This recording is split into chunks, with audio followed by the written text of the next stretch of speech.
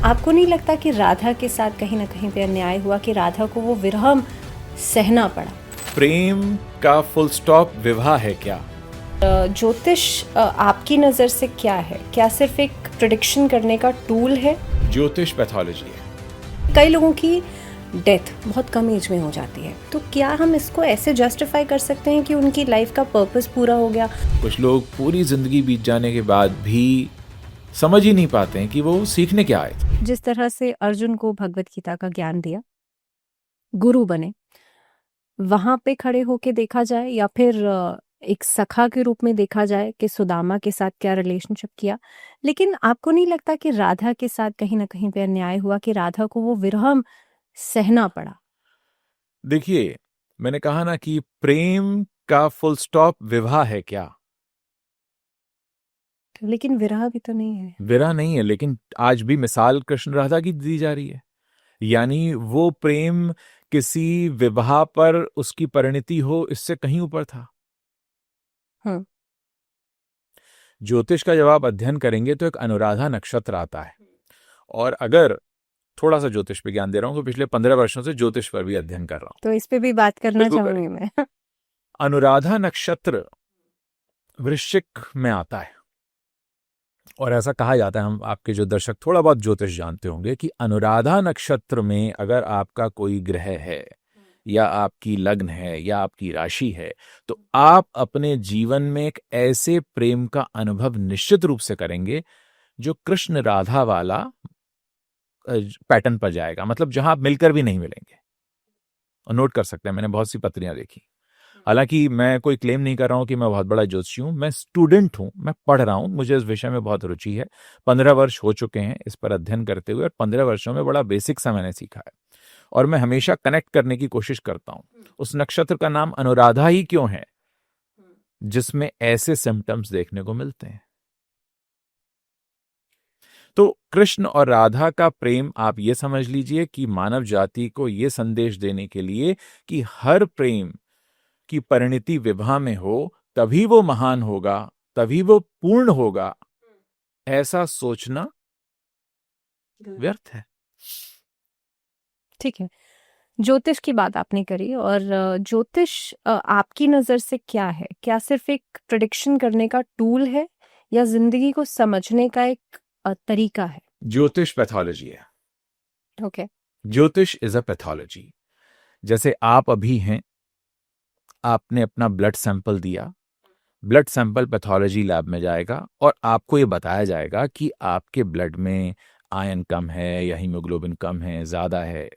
आपको अपना अंदर का जो एक गणित है, अलग अलग जो भी एलिमेंट्स होते हैं बॉडी में, आपको उसकी एक पिक्चर मिल जाएगी। उसके आधार पर आप क्या करेंगे, मेरे को पालक खाना है, अमरूद नहीं खाना है, नींबू सुबह लेना है, ये सारा का सारा डॉक्टर आपको डाइट चार्ट बना के दे देगा और आप उसके अनुरूप से चलने लगेंगे। ज्योतिष का जो चार्ट होता है वैदिक ज्योतिष में, जो D1 चार्ट है हमारा, वो हमारे लिए गूगल मैप है। ओके। ज्योतिष हमारा भविष्य बदलता नहीं है। वो ठीक ऐसा है कि कल बारिश होने वाली है तो कल आप छतरी लेकर निकलिएगा, भीगेंगे आप तब भी, थोड़ा सा पांव गीला होगा, बाकी आप छतरी लेके चले जाइए। और कुछ लोग सोचते हैं कि ज्योतिष मतलब कि हमारा भविष्य बदल जाएगा। भविष्य नहीं बदलेगा, आपको एक पैटर्न मिल जाएगा आपकी लाइफ का कि okay this is the pattern. Okay, जैसे बच्चों का स्कूल में सिलेबस आता है ना, तो इस जीवन में आपका सिलेबस क्या है। ठीक है, लेकिन ज्योतिष में आज के अगर टाइम में देखा जाए तो बहुत सारे ऐसे लोग हैं, I can call it fake babas, जो कि ज्योतिष का ज्ञान देके कहीं ना कहीं पे भ्रमित करने की कोशिश करते हैं। उनको आप किस नज़रिए से देखते हैं? क्योंकि कई सारी ऐसी रेमेडीज हैं जो बताई जाती हैं, अगर कुंडली में कोई दोष नहीं है तो भी बता दिए जाते हैं। इस चीज़ को लेकर के बहुत सारे स्कैम्स आजकल चल रहे हैं, उसको आप किस नज़र से देखते हैं? देखिए भावना, मेरे जीवन में ऐसी कई घटनाएं हुई और जब जाहिर है मैं भी नहीं जानता था ज्योतिष, तो मैं गया ज्योतिषियों के पास और लोगों ने मुझे सलाह देनी शुरू की। मैंने कहा नहीं यार, ये बात पूरी नहीं बताई आपने, ये पूरा क्या है। तो पूरा क्या है जानने के लिए फिर उतरना पड़ा। मैं ऐसे भी कई लोगों को जानता हूं जो ज्योतिष में बिल्कुल यकीन नहीं करते थे और उसके बाद ज्योतिष सीखने लगे और उसके बाद ज्योतिष में उनका यकीन इतना बढ़ गया कि वो लोगों को बताने लगे।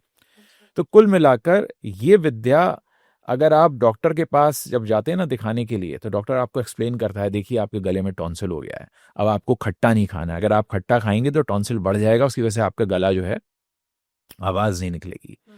तो अगर आप, मेरी शिकायत सभी ज्योतिषियों से ये है कि जब कोई आपके पास आता है पूछने के लिए तो आप उसे पूरा एक्सप्लेन करें कि आपके जीवन की ये मुश्किल इस ग्रह की वजह से है, इस स्थिति की वजह से है, आपका ये पैटर्न रहने वाला है। हमारे देश में, खासकर भारत में, हम ये मानकर चलते हैं कि जो भी व्यक्ति पैदा हुआ है वो पढ़ेगा लिखेगा, उसके बाद या तो नौकरी करेगा या व्यापार करेगा, फिर उसकी शादी होगी, फिर उसके बच्चे होंगे, फिर वो एक घर बनाएगा, फिर उसके और बच्चे होंगे। लेकिन हैरानी की बात यह है कि हम सभी लोगों का जन्म ये सब करने के लिए नहीं होता है। बहुत से लोग अच्छी पढ़ाई नहीं पा पाते, बहुत से लोगों का विवाह नहीं होता, बहुत से लोगों के बच्चे नहीं होते, और बहुत से लोगों के बच्चे अगर हो जाते हैं तो वैसे नहीं होते जैसे वो चाहते हैं। कुछ का घर नहीं बन पाता, कुछ गाड़ी नहीं ले पाते, और हम इसी सब में उलझ के रह जाते हैं कि ये तो हमें करना ही है, जबकि हमारा असली मकसद कुछ और होता है। तो जब भी ज्योतिष के पास जाएं तो उससे पूछें कि what is the purpose of my life. तो क्या ये कुंडली में लिखा होता है? डेफिनेटली लिखा होता है, लेकिन लोग पूछते ही नहीं है। लोग पूछते क्या है, गाड़ी कब आएगी, शादी कब होगी, बच्चा कब होगा, घर कब खरीदूंगा।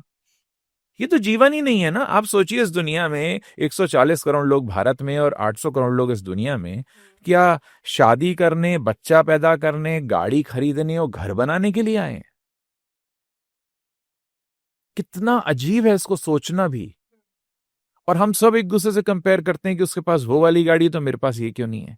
मेरे दिमाग में यहाँ से एक सवाल है, क्योंकि मैंने एक चीज सुनी थी कि लाइफ में हर किसी का एक पर्पस होता है, और जब वो उस पर्पस को पूरा कर लेता है तो उसके बाद वो यहाँ से वो जो सोल है वो इस जीवन से डिपार्ट कर जाती है। ये क्या सही है? बिल्कुल सही है। ओके, क्योंकि कई लोगों की डेथ बहुत कम एज में हो जाती है, since they have seen everything, उन्होंने सब कुछ देख लिया, उसके बाद ऑल ऑफ अ सडन उनकी डेथ हो जाती है। तो क्या हम इसको ऐसे जस्टिफाई कर सकते हैं कि उनकी लाइफ का पर्पस पूरा हो गया?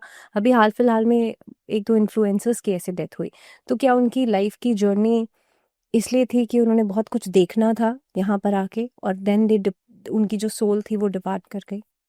देखिए, इस जीवन में मैंने जो भी अध्ययन किया उसके आधार पे मैंने जो जाना है वो आपको बता देता हूँ। मैं एक बहुत सिंपल सा उदाहरण दे रहा हूँ। मान लीजिए कि इस जीवन में जब आप आते हैं तो आपके ऊपर 100 रुपए का कर्ज है। अब आप 100 रुपए का कर्ज चुकाने आए हैं। 100 रुपए का कर्ज आपने चुका लिया जल्दी, तो आप जल्दी रुखसत हो सकते हैं। कई बार क्या होता है कि 100 रुपए का कर्ज चुकाने के चक्कर में आप अपने ऊपर और 150 रुपए का कर्ज ले लेते हैं, तो वो फिर आपके अगले जीवन की दशा तय कर देता है। हम अपने जीवन में कब, क्या, कैसे, कितनी जल्दी सीखते हैं, ये हमारे ऊपर है। एक पैटर्न बना हुआ है, एक सिलेबस है, लेसन्स हैं, आपकी लाइफ के मास्टर्स हैं जो आपको सिखाने आएंगे। अब आप कितनी जल्दी सीखते हैं, कितनी जल्दी आपका वो पर्पस पूरा होता है। सोल लेवल पर कहीं ना कहीं हमें पता है कि हमें क्या मिलने वाला है। रही बात कुछ लोगों के जल्दी जाने और देर से जाने की, तो आप इसको इस तरह से समझ सकते हैं कि हम एक स्कूल में दाखिला लेते हैं, कुछ लोग टॉपर्स होते हैं, कुछ बैक बेंचर्स होते हैं। कुछ लोग पूरी जिंदगी बीत जाने के बाद भी समझ ही नहीं पाते हैं कि वो सीखने क्या आए थे। और ज्यादातर लोगों का तो ध्यान सीखने में होता भी नहीं है। ज्यादातर तो इसी चक्कर में है कि वही शादी, बच्चे, घर, गाड़ी, बंगला, बेसिक, वो इसके बियॉन्ड सोच ही नहीं पाते हैं। लेकिन जो लोग मोक्ष की बातें करते हैं, आपकी नज़र में मोक्ष क्या है? सिंस आपने ओशो भी फॉलो किया है, आपने एस्ट्रोलॉजी भी पढ़ ली है, और कई सारे स्पिरिचुअलिटी का ज्ञान भी आपको है, आपकी नज़र में मोक्ष क्या है? पहली बात तो मोक्ष जीते जी होता है, तो मोक्ष मरने के बाद नहीं होता। मोक्ष है जब आप सही मायने में संतुष्ट हो जाएं कि अब मुझे और नहीं चाहिए। फिर चाहे वो धन हो, नाम हो, किसी भी चीज का मोह हो,